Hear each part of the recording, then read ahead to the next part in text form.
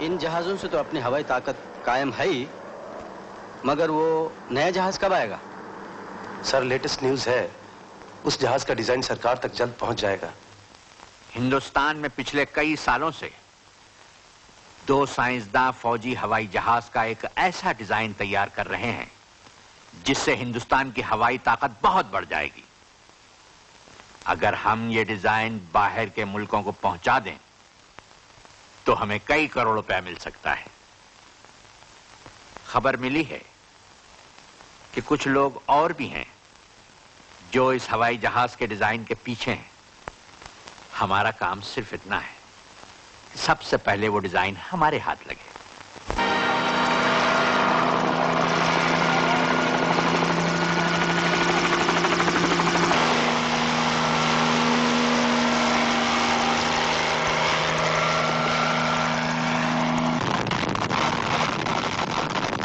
Welcome.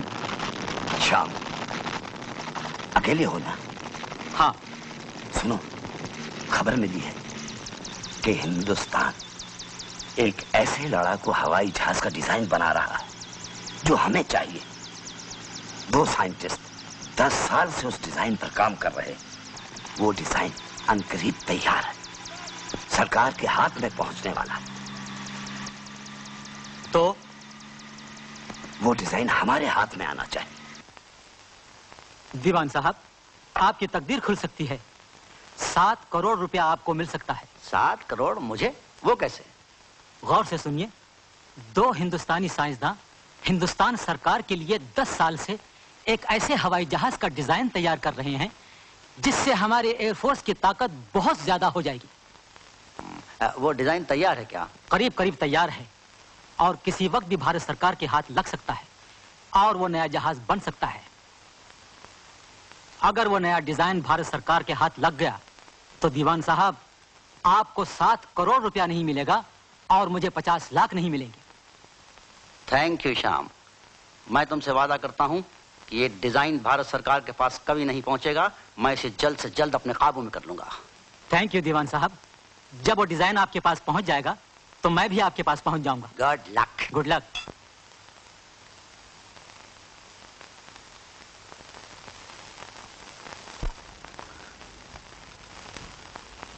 मुबारक हो professor साहब, आज आपकी 10 साल की मेहनत का फल मिल रहा है।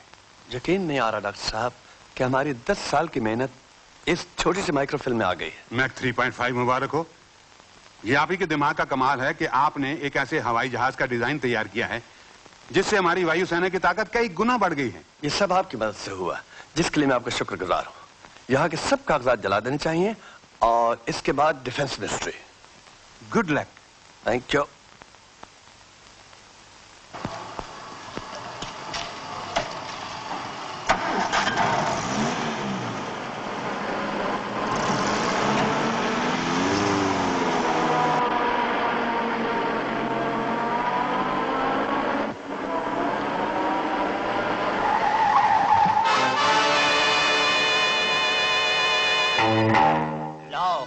वो फिल्म मेरे हवाले कर दो।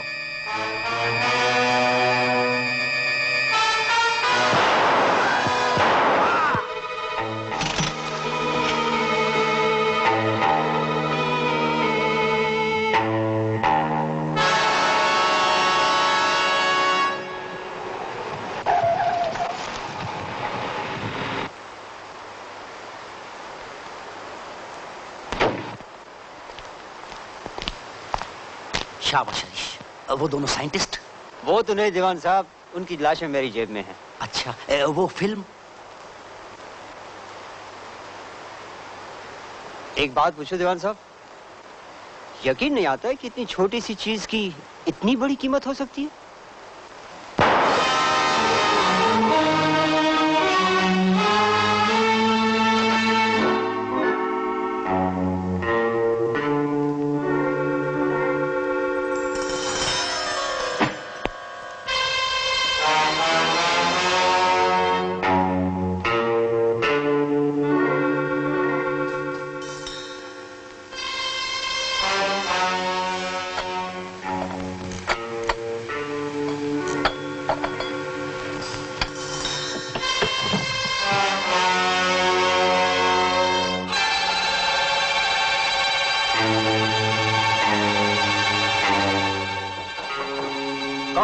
मैं कम इन? काम इन अजीत। हमारे कमरे में आने के लिए तुम्हें पूछने की जरूरत कब से पड़ गई है? इसलिए कि कहीं मैं गलत वक्त पर तो नहीं आ गया। बिल्कुल नहीं बच्चा, तुम्हारे लिए कोई वक्त गलत नहीं है। हम तुम्हें बुलाने वाले थे कि तुम खुद आ गए।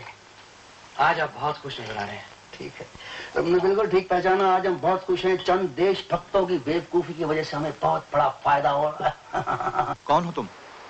तुम्हें किसने गोली मारी? दीवान। दीवान। साइंटिस्टों का खून और ड्राइवर का खून एक ही दिन हुआ, और मरते वक्त ड्राइवर सिर्फ दीवान कह पाया।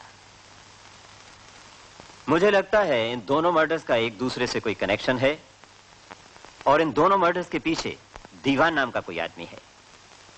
टेलीफोन डायरेक्टरी में जितने भी दीवान नाम के आदमी हों, सबके घरों पर एक ही दिन छापा मारा जाए। Alright sir.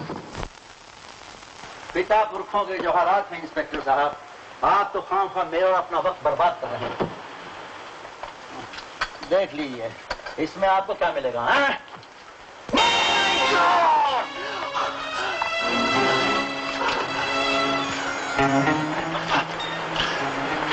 मैं जेवरात के साथ और भी कुछ था जेवरात के साथ, और 50 लाख के खानदानी जेवरात थे। 50 लाख के जेवरात क्या कम होते हैं? कम होते क्या?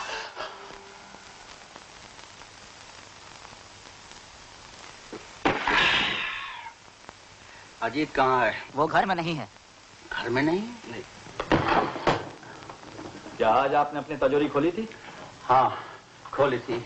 मैंने तुमसे कहा है ना कि मैं आज शाम से घर पर ही हूँ, लेकिन तिजोरी तो मैंने बाद में बंद की थी। ऐसा नहीं हो सकता। तिजोरी का नंबर हमारे सिवाय और कोई नहीं जानता। क्या आपके सेफ कॉम्बिनेशन का नंबर 2133 है? किसी और को भी मालूम? यह है उसका सबूत। किसी ने आपको सेफ खोलते देखा और नंबर अपने हाथ या कागज पर लिख लिया है, और शायद भूल से उसका इंप्रेशन यहां रह गया। कौन हो सकता है? अजीत। अजीत गायब है, उसके सिवा अजीत मेरा मुंह बोला बेटा है, वो मुझे धोखा नहीं दे सकता। जिस पर ज्यादा भरोसा किया जाए अक्सर वही धोखा देता है। इंस्पेक्टर अजीत तो गिरफ्तार कर लीजिए। मुझे यकीन है कमिश्नर साहब कि दीवान साहब के सिर्फ 50 लाख के जेवरात ही नहीं गए, बल्कि कुछ और भी। कुछ और से मतलब? उनकी परेशानी से जाहिर था कि जेवरात के अलावा जो चीज भी चोरी हुई वो 50 लाख के जेवरात से कहीं ज्यादा कीमती थी। 50 लाख से ज्यादा कीमती? 50 लाख के जेवरों के बक्से में वो माइक्रोफिल्म थी जिसमें हवाई जहाज का डिजाइन था। जेवरों के लालच में वो पूरा बक्सा चुरा कर ले गया है। क्या उसे माइक्रो फिल्म के बारे में मालूम था? नहीं नहीं, दीवान इतना बेवकूफ नहीं है। तो अब वो फिल्म मिलेगी कैसे? जरूर मिलेगी, चाहे मुझे जमीन आसमान के खिलाफे मिला देने पड़े। मैं उस फिल्म को हासिल करके रहूंगा, जरूर हासिल करके रहूंगा। तुमसे भी बक्सा किसी ने चुराया है। अगर तुम ये झूठी कहानी छोड़ दो और सच सच बता दो कि वो बक्सा कहाँ है, तो मैं तुम्हारी सजा माफ करा सकता हूँ। मैं सच ही कह रहा हूँ ना, वो बक्सा मेरे पास है ना, मैं उनको जानता हूँ जिन्होंने बक्सा मुझसे चुराया है। तुम इस झूठी कहानी से बात नहीं आओगे? कमिश्नर साहब ये झूठी कहानी नहीं, असलियत है, सच्चाई है। हवालदार ले जाओ इस बेवकूफ को।